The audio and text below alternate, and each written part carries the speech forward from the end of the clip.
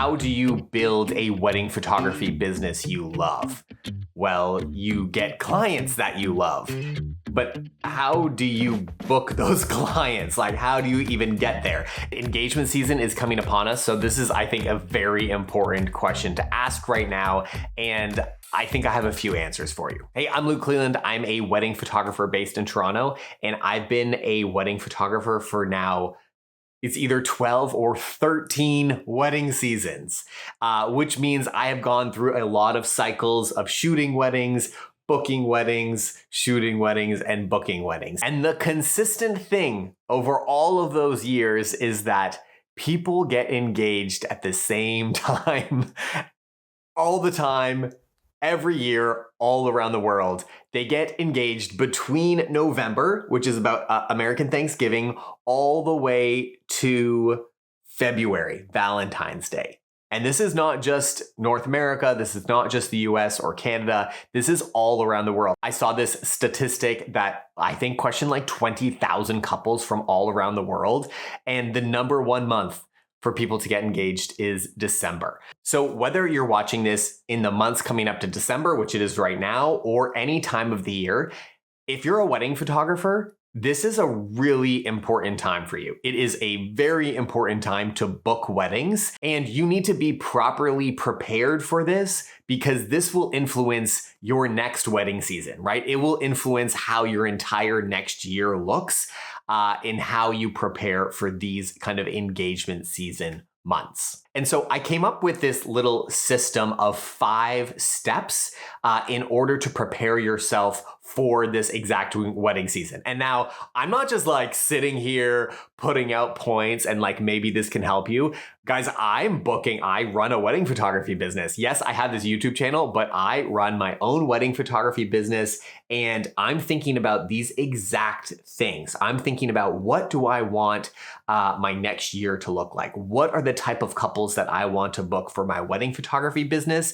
And as I thought through this, and as I've been thinking over this over the last 12, 13 wedding seasons, I have put together a framework. And I'm working on this title right now, but it's the idea of like building a wedding photography business you love. Because you can build a wedding photography business, but you may not love it. And so I think it's important to build a wedding photography business that you're excited about, that's sustainable, that actually, hits the goals that you want to hit, but it's also something that you love doing. And I love my wedding photography business, and I want to share with you how you can make that happen for yourself. So this 5-step system that I'm sharing with you is what I've used over the years to build a business that I love. And I use this same system with a mastermind that I ran last year that went over super well with other photographers that wanted to build their own wedding photography business and move it to that next level, move it into a level where they were actually excited to get out there and shoot weddings and not just feel like it was just like, oh, another wedding, another weekend.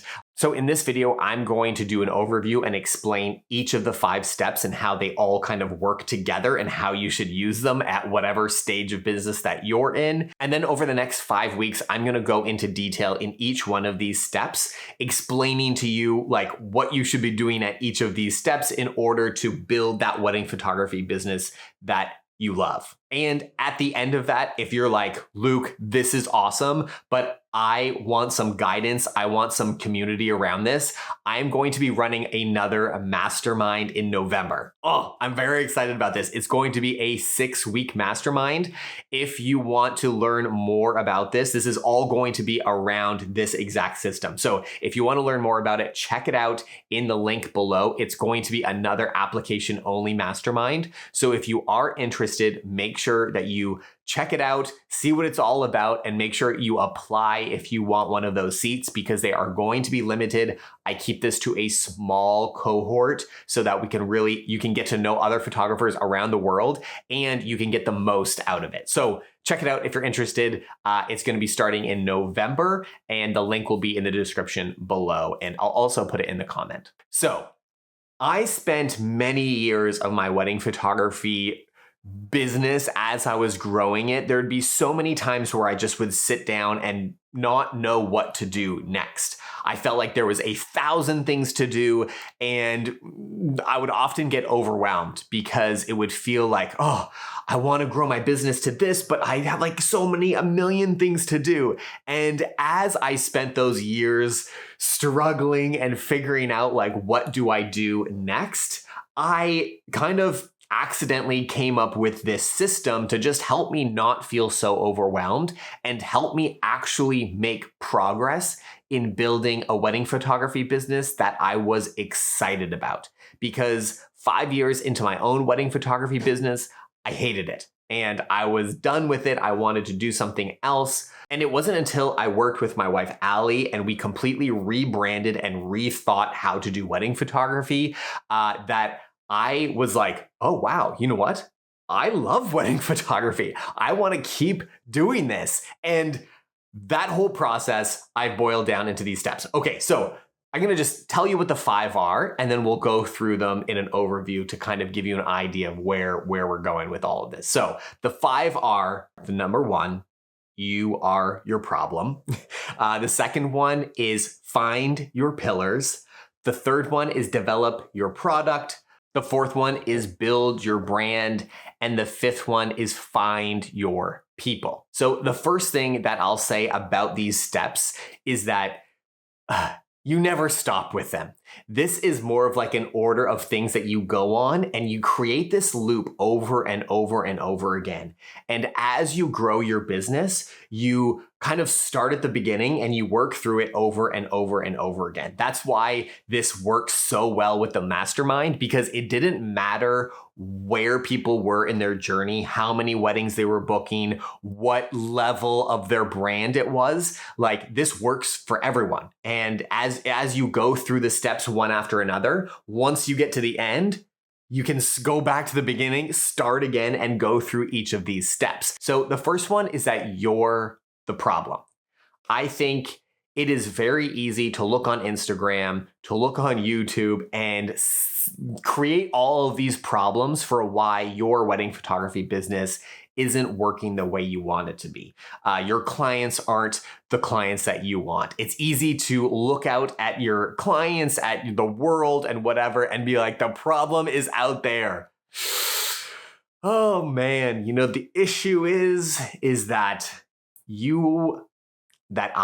I am my number one problem. I am the reason why my photography business isn't where I want it to be. And it wasn't until I really looked at myself and saw kind of the shortcomings that I had, the things that I needed to improve, even in my personal life, so that I could properly build a business. Because it's not that, like, people talk about like work-life balance. That doesn't necessarily, like, of course, okay, that's just talking about like having a good life overall. But it makes me think, in entrepreneurship and building your own business, there really isn't that much of a separation between your personal life and your business. Like, of course, you want to like work your hours and then go home to your family or whatever and like spend time with them. That's a good thing.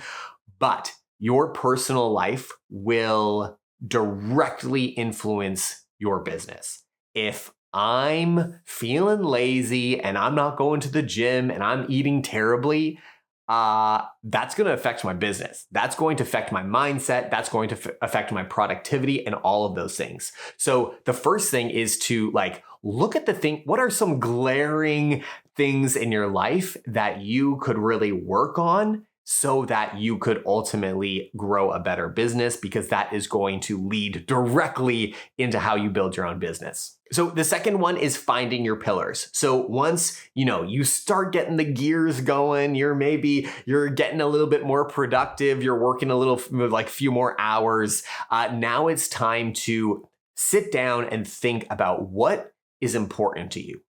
What kind of business do you want to build? I think, especially in the beginning, when I started my wedding photography business, I was so kind of shocked almost that people were paying me to like take photos. I knew nothing about business. I had no kind of like long-term vision of what I wanted to do. I just loved the idea that people were paying me to take photos. And I was just like, I'll do anything. I'll take any type of photos if I'm going to get paid for it. Like, this is so crazy.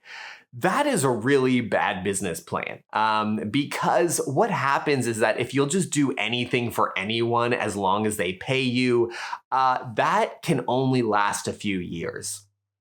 It's really important, and it was really important for me to eventually find, like, what is my version of a wedding photography business? What do I believe about weddings? What do I believe about photography? Because those things will help you be excited about the business that you're building. If you're taking photos in a way, or you're doing things in a way that you don't believe in and that you hate, it's going to be really hard to be successful that way, because people don't want to be around people that are like, oh, I hate this wedding business. I hate doing it like this. Like, nobody wants that type of person. And so if you can build a business with a basis of things that you really believe in, that you are really passionate about, it is going to spill over to other people, and they're going to want to be a part of whatever that you're doing. The third thing is the product. So we haven't even got to like the photography things yet. We've been like working on ourselves. We've been thinking about what we believe. And then only now it's time to really think about, okay, what should my photography look like? Like, how should I shoot the ceremony? How should I shoot getting ready? And I think so many people start with this step. And I started with this step. I didn't think about, my own personal habits. I didn't think about what I believed about wedding photography. And because of that, I just did whatever I did, right? There was no intention about how I was shooting, or how I was shooting weddings, or how I was dealing with couples. I kind of just did whatever. And that can create a really kind of like ramshackled, like incoherent, non-consistent product. Because what we want to create a really intentional, beautiful product that I believe in, so that when I sell it, I'm not trying to sell and trying to like hoodwink someone into like, just book my wedding. So I'll just do whatever I want. No, we're just telling people about the exciting thing that we have put together, that we love, this like beautiful thing that I want to share with you. And that makes selling a lot easier, because it's something that you believe in, and a product that you're really excited to share with others. The fourth one is your brand. This is honestly something that I really didn't consider until like at least 5 years into my building my wedding business, which is super ironic, because I went to design school like as a graphic designer. So I was like, branding was like my thing. And yes, I did branding, like a logo, and I did like the graphic things or whatever, but I never really thought about what it meant to have a brand, as in like a voice. And this leads obviously right out of kind of the pillars, right? It's a way to take the pillars of what you believe about photography and weddings, and how can you transform that into people's experience of you as a business. And so once you kind of have that product together, then you're able to build the out-facing billboards, as it were, to the people around you. And building a really good brand helps you exclaim to the world like, hey, this is who I am, this is what I'm doing, and this is how I do it. And I always thought, wedding photography was about photography, right? It was about just like being the best wedding photography. But, and I might say unfortunately, because that's how it felt to me, I just thought if I was the best photographer, I would get the most jobs and the best business. But that's actually not how it works. Wedding photography isn't just about photography. That's maybe like half of it, maybe a little less than half. Like, taking good photos is the baseline. You need to explain to people why you're their photographer, why you're the special photographer that they should book you over anyone else that can take photos just as good as you, maybe even a little bit better. because it's not just about photos, it's about why you take them and how you take them. And your brand is explaining that to your future and possible customers. The fifth and final one is finding your people. And so it's engagement time. You want to find the people out there. Something that's really important here, and this kind of blew my mind early on when I first kind of heard this, was that not everyone is my client, and that is okay. Right? Like, as an individual wedding photographer, I don't even think it's physically possible, especially in Toronto where we have a limited kind of wedding season due to like nice weather. It's not even like physically possible to shoot more than like 50 weddings, right? And I don't even want to do that. I would be dead. So like, say there's, I don't know, 30 weddings in a season, like 30 out of, a city of Toronto where there's millions and millions of people. I don't even need everyone that's getting married. I just need 30 people. I just need 20 people. Maybe if you're doing this as a side hustle or you're just starting out, maybe you just want 5 people, 3 people to shoot their wedding. And I always had this idea that I was just trying to get everyone and anyone that was getting married was a good client for me. And that is not true. And when you understand that you don't need everyone, you just need to find your people and your people need to find you. It makes it a much less daunting task in building a wedding photography business. Because one, you don't have to get thousands and thousands of customers to create a great business. You need a few people that really fall in love with your work, your brand, your voice, your product. And once you do all of these previous steps, then you're ready to like get out into the world and start shouting and saying like, hey everybody, it's Luke here. Check out my wedding photography business and see if it resonates with you. And if it does, let's have that consultation.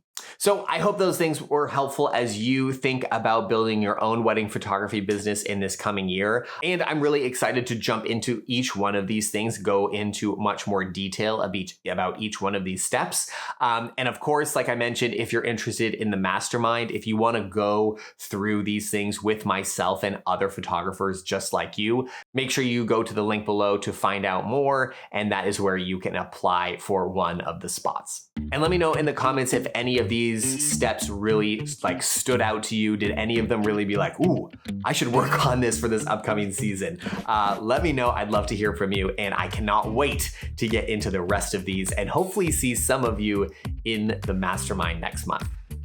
Okay, bye.